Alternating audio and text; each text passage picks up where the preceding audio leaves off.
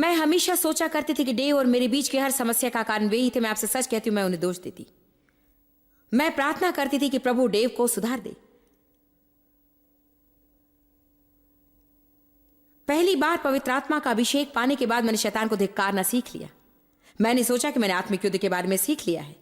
मैं जोर जोर से चिल्ला रही थी। मैं अपने घर में अकेली थी और जमीन पर पैर पटक पटक कर शैतान को धिक्कार रही थी। जानते हैं कभी कभी हम क्या करते हैं? यीशु के नाम से मैं तुझे धिक्कारती हूँ, मैं परमेश्वर की संतान हूं और मुझे इससे सहमत होने की आवश्यकता नहीं है। प्रभु मैं विनती करती हूँ कि तू डेव को बदल दे। प्रभु तू डेव को बदल दे।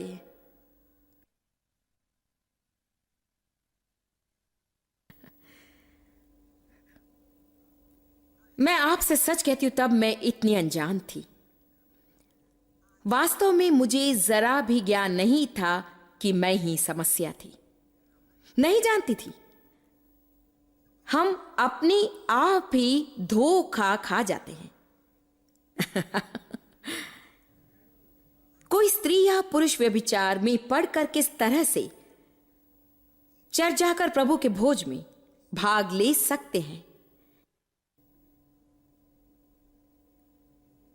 कोई प्रचारक व्यभिचार में पड़कर किस तरह से मंच पे खड़े होकर प्रचार कर सकता है? क्यों लोग धोखा खा जाते हैं और किसी न किसी तरह से हमारी मूर्खता व पागलपन से हम ये मान लेते कि अधिकांश लोगों के लिए गलत है, पर मेरे लिए ये सब चलता है।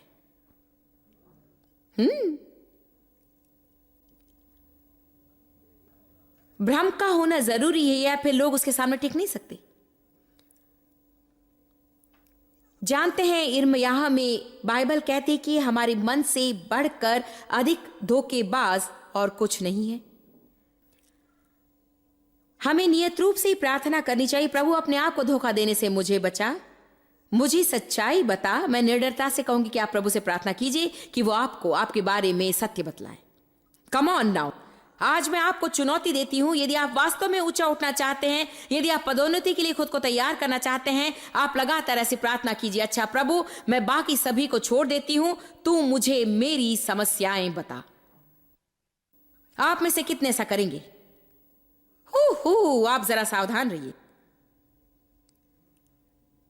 जब मैं जमीन पर पैर मार मार कर डेव को बदलने के लिए प्रार्थना कर रही थी, तब पवित्र आत्मा ने मुझसे कहा, जॉयस, डेव समस्या नहीं है। मुझे याद है, अच्छी तरह से याद है, जब प्रभु ने मुझसे कहा। मैंने रुककर पूछा, अच्छा तो कौन है?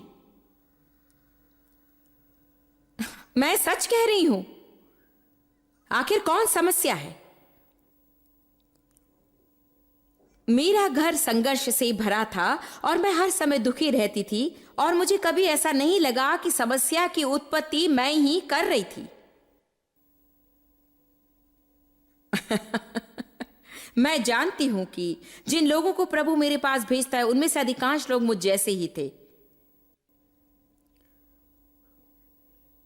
और बाकी लोग डेव की तरह।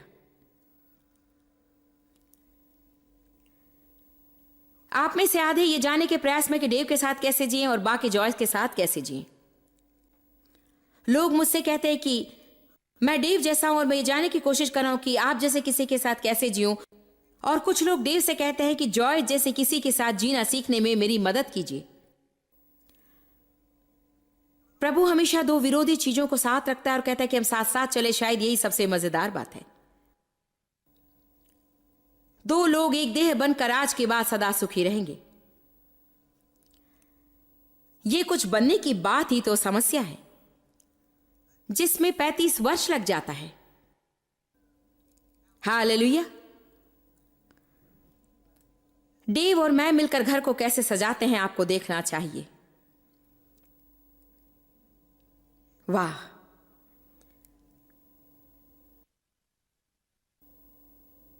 मैं चाहती हूं कि सब एक दूसरे से समन्वित और डेव विविधता चाहते हैं। वे हमेशा मुझसे कहते हैं विविधता। मैं कहती वो तो सूजे हुए अंगूठे की तरह दिखता है। वे कहते नहीं, ऐसा रहने पर ही लोग उसे ठीक से देख सकेंगे।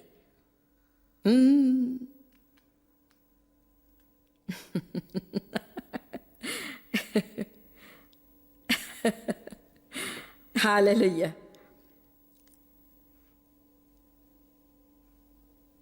शायद 25 वर्ष पूर्व प्रभु मुझे मेरा अपनापन दिखाने लगा, लेकिन यही है जो आपको आजाद करता है। सत्य ही आपको स्वतंत्र करेगा, और वो किसी दूसरे की सच्चाई नहीं, वरन आपके बारे में जो सच्चाई है वही आपको स्वतंत्र करेगी। यदि रिश्ते नातों में कोई समस्या है तो प्रभु से प्रार्थना कीजिए कि वो आपको आपका भाग दिखलाए। निश्चय ही इसमें दूसरों का भी भाग है। आप प्रभु से उनका भाग उन्हें दिखलाने की विनती कर सकते हैं। प्रभु से आपको सुधारने को कहे, ना कि किसी और को। यदि आपको आर्थिक समस्या है तो सिर्फ शैतान को मत धिक्कारिए। प्रभु से विनती कीजिए कि वो आपको बताए कि पैसों के विषय में आपको कैसे सावधान रहना चाहिए। आमीन। भजन 51। बत्शेबा से दाऊद ने व्यभिचार किया और 1 वर्ष तक उसने अपने किए को अनदेखा रखा और अपने जीवन में खुश रहने की कोशिश करता रहा।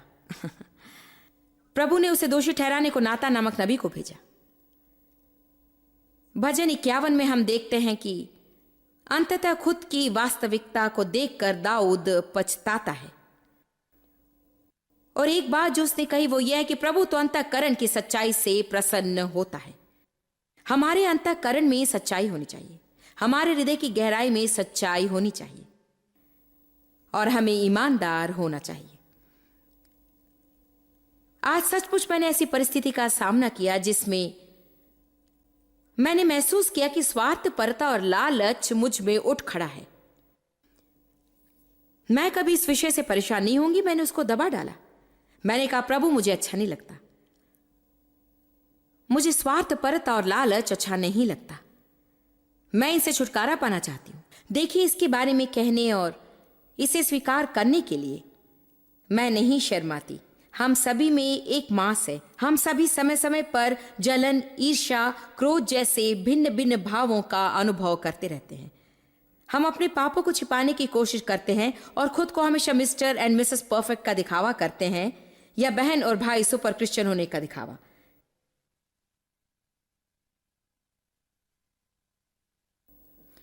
मेरी बाइबल ऐसी बात बताती है जिसे आप अक्सर नहीं देखते हैं। याकूब 5:16, तुम आपस में एक दूसरे के सम्मुख अपने अपने पाप स्वीकार करो और एक दूसरे के लिए प्रार्थना करो जिससे स्वस्थ हो सको। मुझे आश्चर्य होता है कि हमें कहने में इतनी कठिनाई क्यों होती है कि मेरी ये समस्या है, मेरे लिए प्रार्थना करें। मैं इससे संघर्ष कर रही हूं या फिर उससे संघर्ष कर रही हूं। दूसरों से कहने की बात छोड़िए, हमें प्रभु से कहने में भी कठिनाई होती है। मेरे ख्याल से यहां कुछ लोग हैं जिन्हें प्रभु से ईमानदारी के साथ प्रार्थना करने की आवश्यकता है, यूं ही धार्मिक तौर पर नहीं। धार्मिक तौर पर प्रार्थना करने व पूरे मन से प्रार्थना करने में बड़ा अंतर होता है, क्योंकि पूरे मन से प्रार्थना करते समय आप मन की गहराई से प्रभु से अपनी बातें कहते हैं। आमीन। आपको ये कहने पर मदद मिलेगी कि प्रभु मैं दुखी हूं और मैं जानना चाहती हूं कि मैं दुखी क्यों, और मैं अपने दुख का सही कारण जानना चाहती हूं। मैं लगभग 25 सालों से दुखी हूं और मैं इसका दोष उस पर और इस पर और किसी दूसरे पर डालती रहती हूं। तो फिर शायद वो ऐसी चीज है जिसे मैं नहीं जानती हूं। स्त्री की तरह मत रहिए जो हमारे पास्टर के पास है और कहा अगले हफ्ते मेरी शादी होने वाली है 7वीं बार, इसलिए मैं चाहती हूं कि आप प्रार्थना करें कि कम से कम ये आदमी मुझसे अच्छा व्यवहार करे। वे खुद को संभाल न सके और बोले, मेम साहब, क्या आपने कभी ये सोचा है कि इन सारे संबंधों में सिर्फ एक ही चीज एक जैसी है और वो है आप।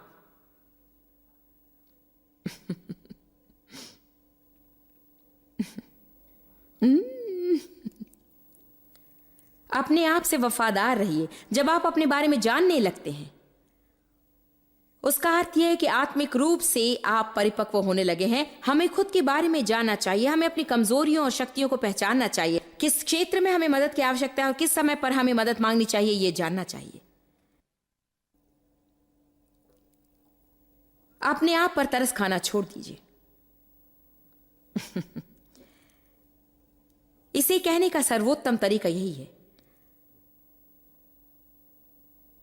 आपको सत्य का सामना करने के लिए प्रार्थना करनी चाहिए, आत्मतरस से छुटकारे के लिए प्रार्थना करनी चाहिए।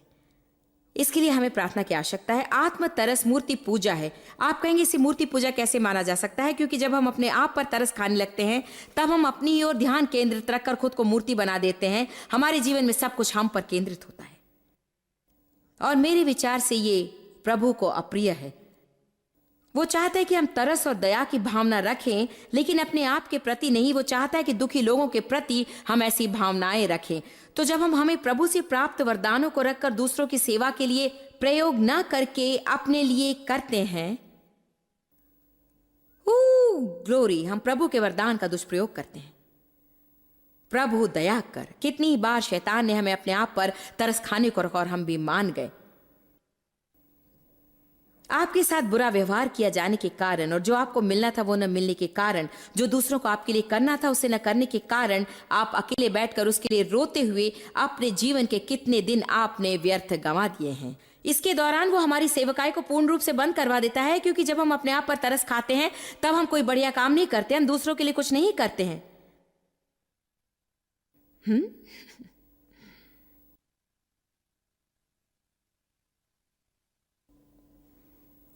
तो एक बार फिर आप दूसरों की ओर उंगली उठाते हैं, ये कहने की बजाय कि अच्छा, जानते हैं शायद आप मुझसे सही व्यवहार नहीं कर रहे हैं, लेकिन दो गलतियां मिलकर सही नहीं हो सकती।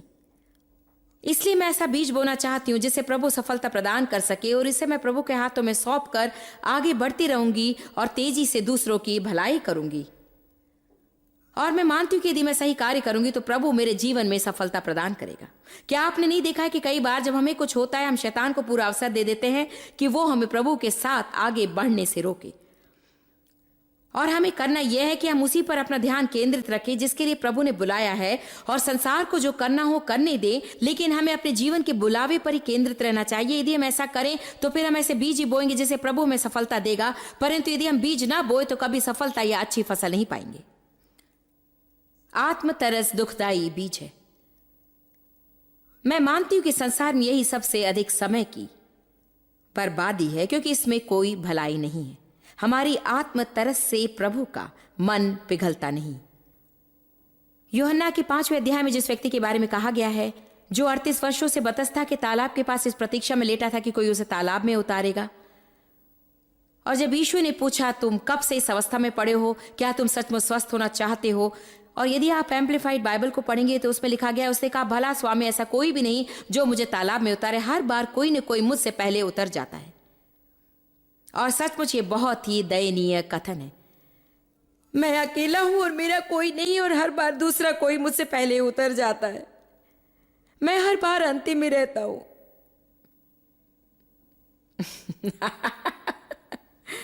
कोई मेरी कदर नहीं करता, कोई मेरे बारे में नहीं सोचता। ही। जानते, यीशु उस व्यक्ति के साथ बैठकर रोया नहीं। उसने उसकी पीठ थपथपाकर ये नहीं कहा, अरे तू कितना बेचारा है, जानता हूं कि 38 सालों से तुम पर क्या गुजरी है। जानते उसने क्या कहा? उठ।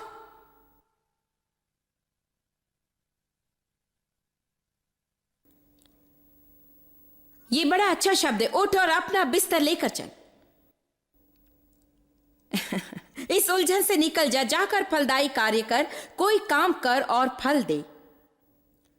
यहां बैठे बैठे अपने लिए रोना बंद कर, उठ।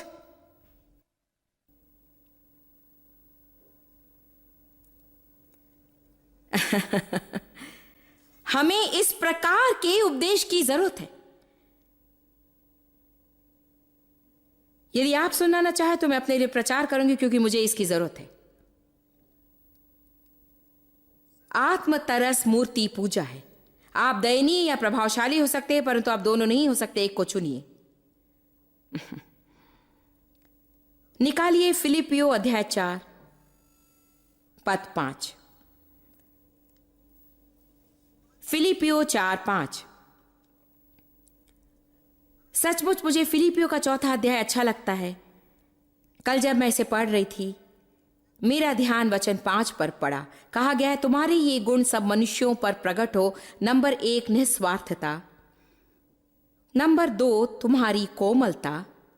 नंबर 3, तुम्हारी सहनशीलता, क्योंकि प्रभु निकट है, वो जल्द आ रहा है।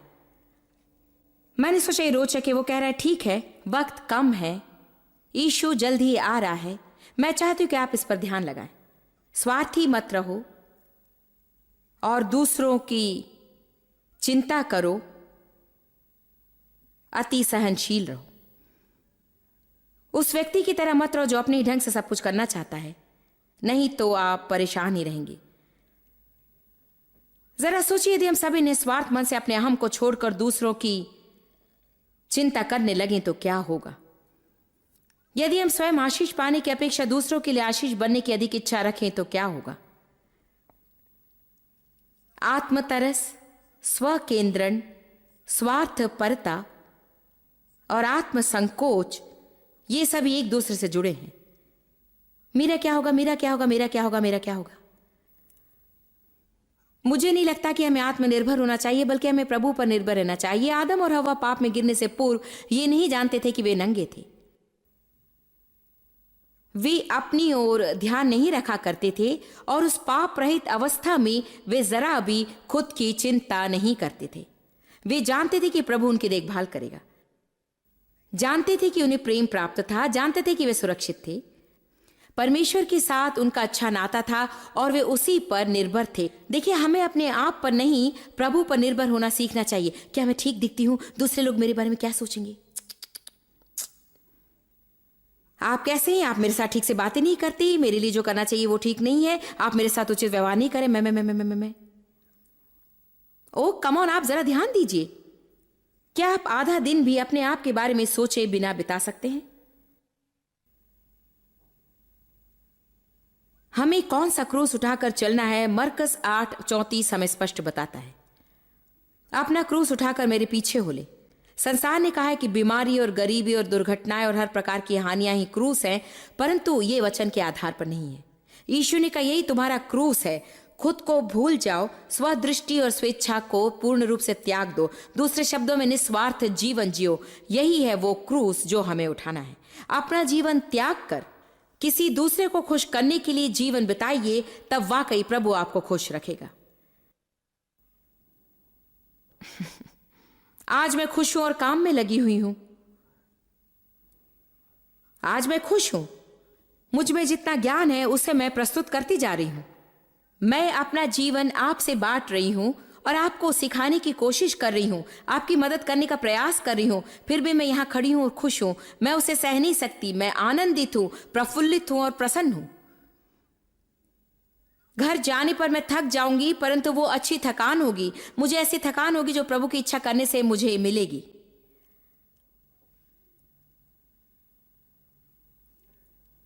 जानते हैं, मुझे अपने ढंग से कार्य करके थकान महसूस करने की आदत थी।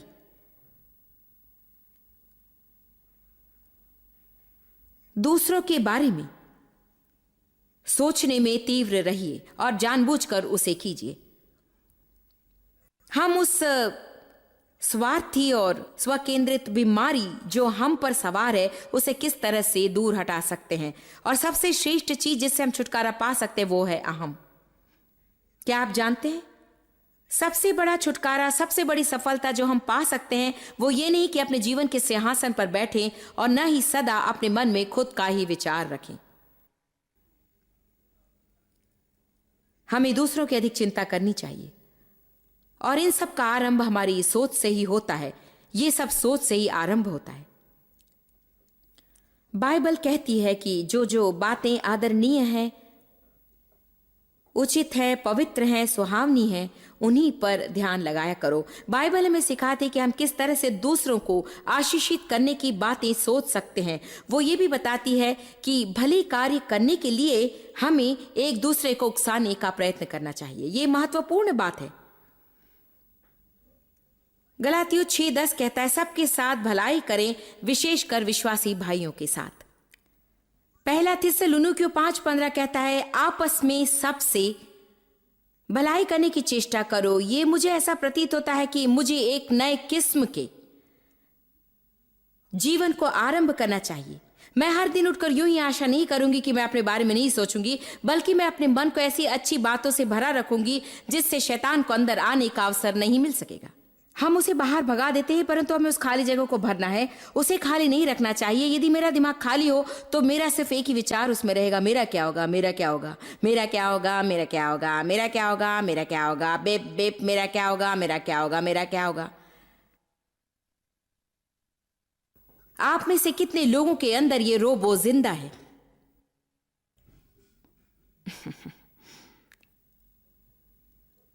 भलाई करने में तत्पर रहिए। बाइबल कहती है, इस पर ध्यान दीजिए कि आप दूसरों में भले काम करने का विचार कैसे उत्पन्न कर सकते। चलिए देखते हैं इब्रानियों 10:24।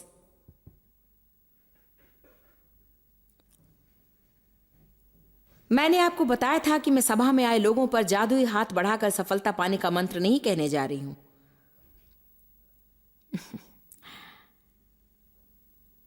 हम सिखाते हैं सिद्धांतों को, सफलता की कुंजियां आपको बतलाते हैं। मेरी ओर देखिए, मैं आपको एक रहस्य बताना चाहती हूं, एक आत्मिक सत्य है। ये एक राज है। आपकी समस्याओं का समाधान शीघ्रता से करने का रास्ता यह है कि उसका समाधान करने का प्रयास मत करो। ये एक राज है। खुद इतनी समस्याओं का सामना करती हूं, किसी दूसरे की भलाई करने के बारे में कैसे सोच सकती हूं? आपको बिल्कुल यही करना है, अपनी सारी समस्याओं को प्रभु पर छोड़कर दूसरों की सहायता करने में तीव्र होना चाहिए। ऐसा करने पर आप अपनी सफलता का बीज बोते हैं। हाँ, वाओ, मुझे खुशी है कि आप समझ रहे हैं।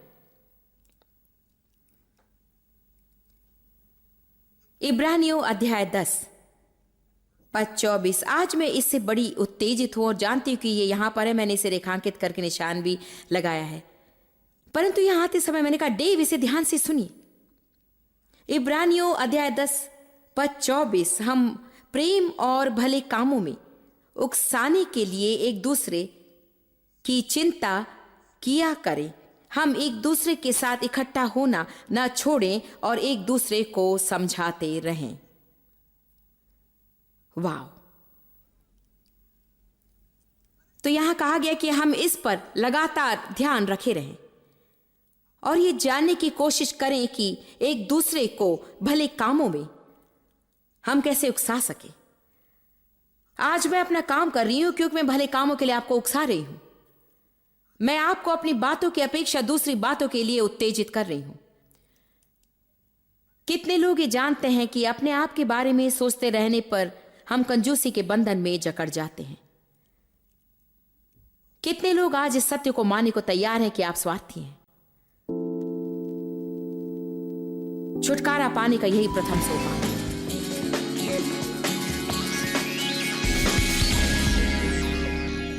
आज हम बातें कर रहे थे विजय की कुंजी के बारे में। एक चीज मैं आपको बताना चाहती हूं कि ऐसे ही विजय जैसी कोई चीज नहीं है। आपकी समस्याओं, आपकी परिस्थिति, आपके दर्द और दुखों से दूर होने का एक ही रास्ता है, उससे गुजरना।